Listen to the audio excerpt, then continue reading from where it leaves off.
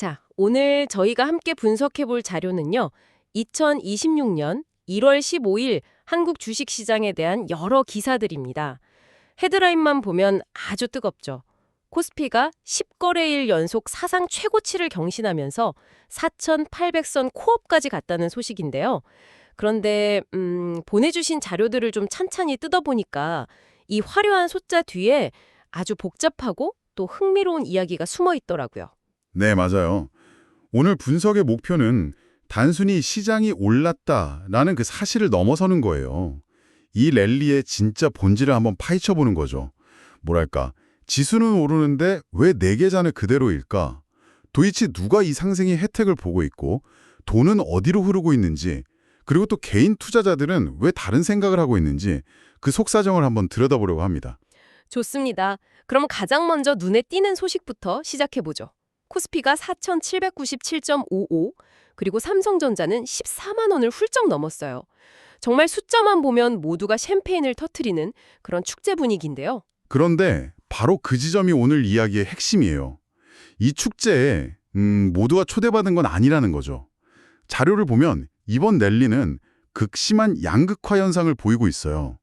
새해 들어서 사상 최고가를 기록한 코스피 종목이 한 30개 정도 되는데 그중에 18개가 시가총액 상위 100위 안에 드는 대형주예요. 아, 18개요? 네, 전체의 60%를 차지하는 겁니다. 잠깐만요. 시총 상위 100개 종목이 코스피 전체에서 차지하는 비중이 11% 정도밖에 안 되잖아요. 그런데 신고가 종목의 60%가 거기서 나왔다는 건 사실상 소수의 거대 기업이 지수 전체를 그냥 끌어올리고 있다는 말이네요. 정확히 보셨어요. 이건 마치 뭐랄까 사막하고 빙하가 같이 있는 나라의 평균 기온을 재는 것과 같아요. 평균값은 뭐 온화하다고 나올지 몰라도 실제 그 안에 사는 사람들은 한쪽은 타는 듯한 더위에 다른 쪽은 살을 애는 추위에 시달리고 있는 거죠. 지금 시장이 딱 그래요. 와, 비유가 정말 확 와닿는데요. 그럼 나머지 90%에 해당하는 중소형주를 가진 투자자들은 그냥 구경만 하고 있는 셈이네요. 그렇죠.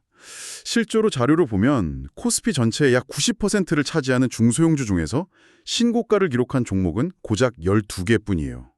심지어 오늘만 해도 9개 종목이 최고가를 경신했는데 그중에 중소형주는 코리아 서킷 단 한 곳뿐이었어요. 단 한 곳이요. 네.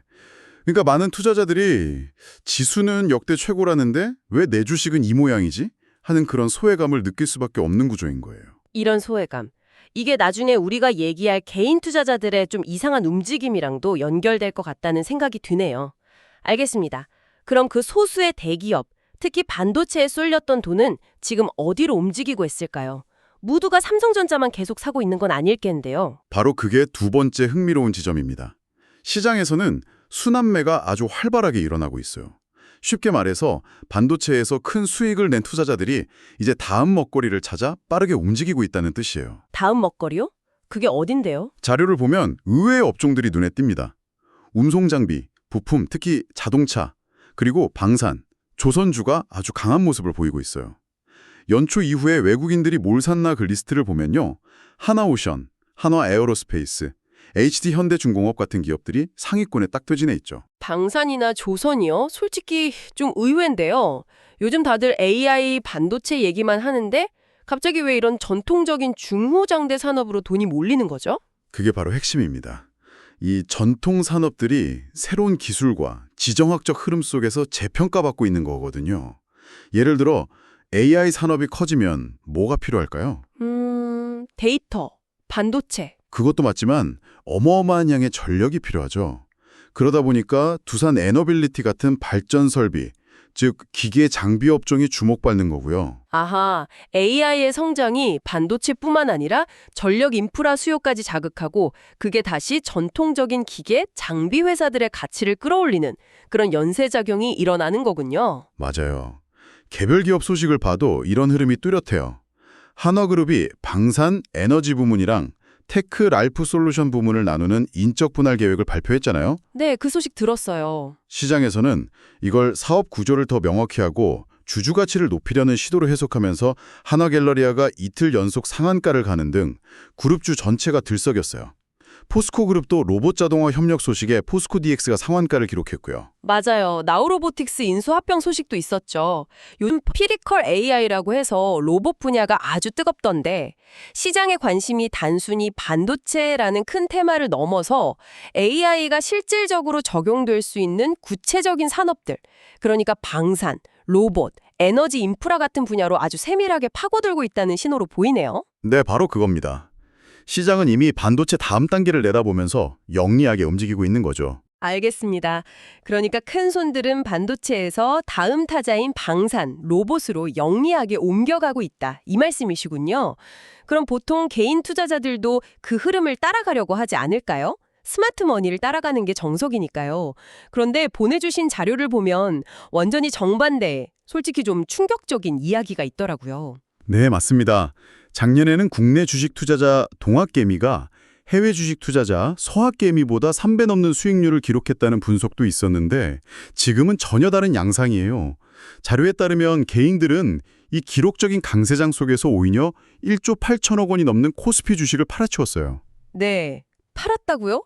그럼 그 돈으로 뭘 샀는데요? 가장 많이 사들인 게 미국 S&P 500 지수를 따라가는 ETF, 그리고 더 놀라운 건 코스피 지수가 하락하면 돈을 버는 상품, 소위 곧버스라고 불리는 인버스 ETF였어요. 잠깐만요. 이해가 잘 안 되는데요. 시장이 매일같이 사상 최고치를 경신하는데 개인들은 시장이 폭락할 거라는데 돈을 걸고 있다고요? 이건 단순히 무서워서 판다 수준을 넘어서는 것 같은데요. 이 상승장 자체를 믿지 못하겠다는 아주 강한 불신의 표현 아닌가요? 맞아요. 곧버스라는 게 그냥 하락에 베팅하는 시준이 아니라 지수가 1% 떨어지면 2%의 수익을 내는 아주 공격적인 상품이거든요. 시장이 곧 크게 무너질 거라고 확신하지 않으면 하기 힘든 투자죠. 이런 극단적인 불신의 배경에 바로 파두 사태 같은 일들이 자리 잡고 있는 겁니다. 아, 파두. 그 매출 뻥튀기 논란으로 거래 정지된 반도체 회사 말씀이시죠? 네. 이 사건을 제대로 이해하려면 먼저 기술 특례 상장이라는 제도를 알아야 해요. 이게 뭐냐면 당장은 돈을 못 벌더라도 미래 기술력이 아주 뛰어나다고 인정받으면 증시에 상장시켜주는 제도거든요. 투자자들은 말 그대로 미래 가치 하나만 보고 투자하는 거예요. 파두도 그 제도를 통해 상장한 거고요. 그렇죠. 그런데 상장할 때 회사가 제시했던 예상 매출액을 터무니없이 밑도는 실적이 나오면서 문제가 터진 거예요. 투자자들 입장에서는 미래를 보고 투자했더니 현재를 속였다는 그런 배신감을 느낄 수밖에 없죠. 현재 그래서 주식 거래가 정지된 상태고요. 그런데 더 답답한 건 회사가 며칠 전에 창사 이래 최대 규모의 수주를 따냈다고 발표했잖아요. 엄청난 호재인데 주주들은 거래 정지 때문에 아무것도 할 수 없는 상황이네요. 바로 그게 딜레마예요. 파두의 소액 주주들은 우리는 당장의 매출이 아니라 미래 기술력을 보고 투자한 거다. 거래 정지가 오히려 피해를 키운다면서 거래 재개를 강력하게 요구하고 있어요. 과거에 삼성바이오로직스도 분식회계 논란이 있었지만 산업적 가치를 고려해서 거래가 재개된 선례가 있다는 점을 근거로 들면서요. 충분히 일리가 있는 주장이네요.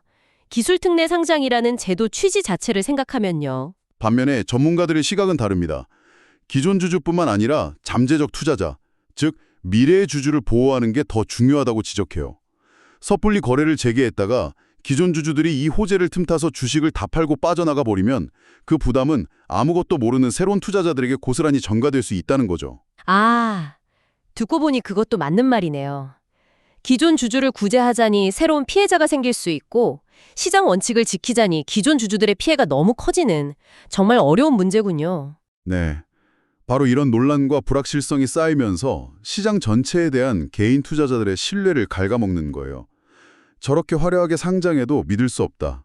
결국 우리만 당한다. 이런 인식이 퍼지니까 지수가 아무리 올라도 선뜻 시장에 뛰어들지 못하고 오히려 하락에 베팅하게 되는 거죠. 자, 오늘 이야기를 한번 정리해볼까요? 코스피 4,800 시대라는 엄청난 헤드라인으로 시작했는데 그 속살을 파고들수록 완전히 다른 그림이 보이네요. 소수의 대형주만 웃는 양극화 장세, 그리고 반도체에서 방산 조선으로 옮겨가는 영리한 자금의 대이동, 마지막으로 이 모든 것을 불신하며 시장을 떠나거나 반대로 베팅하는 개인들의 깊은 불신, 이렇게 세 가지 키워드로 요약할 수 있겠습니다. 맞아요. 당신이 이 시장을 보실 때 기억해야 할 점은 지수라는 숫자 하나가 시장의 모든 걸 말해주지 않는다는 사실이에요. 그 숫자 뒤에서 누가 왜 어떤 논리로 움직이는지를 입체적으로 파악하는 게 훨씬 중요하죠. 같은 랠리 안에서도 누군가는 소외되고 누군가는 새로운 기회를 찾고 또 누군가는 시장 자체를 의심하고 있으니까요. 마지막으로 생각해 볼 만한 질문을 하나 던지면서 마무리할까 해요. 오늘 자료를 보면 하나그룹의 인적 분할이나 자사주 소각 같은 지배구조 개선 움직임이 주가에 긍정적인 영향을 줬다는 분석이 있었어요. 한국 기업들의 고질적인 문제로 지적되던 부분들이죠. 그렇다면 질문은 이것이 될 수 있겠네요. 지금의 이 뜨거운 랠리는 과연 한국의 대기업들이 고질적인 코리아 디스카운트를 해소하고 마침내 주주 가치를 위해 진정으로 변화하기 시작했다는 그런 의미 있는 신호일까요? 아니면 그저 단기적인 유동성과 특정 업종의 호황이 만들어낸 일시적인 현상에 불과할까요? 어쩌면 이 랠리의 지속 가능성은 바로 그 질문에 대한 답에 달려 있을지도 모릅니다.